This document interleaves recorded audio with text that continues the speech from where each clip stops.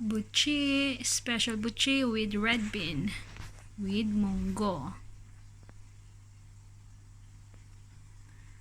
So, wait nyo lang sa upload ko, yung full video kung paano ko ginawa tong special buchi with red bean or with red munggo inside.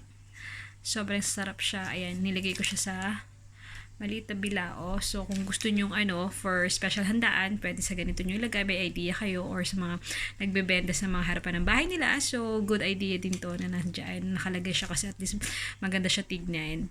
At malinis. So, ayan. So, abangan nyo yung full video, full description, mga ingredients and everything kung paano ko siya ginawa step by step. Masarap to, guys.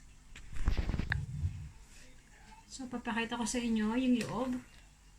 Bubukas ako ng isa.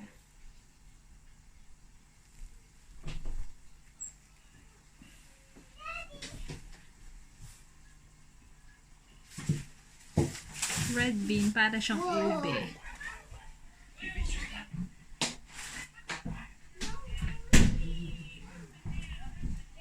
Focus natin.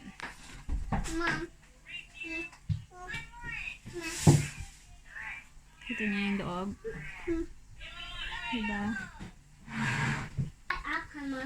I off my app. Ayan. Sobrang sarap siya. Yummy! Yummy? Go. Bite.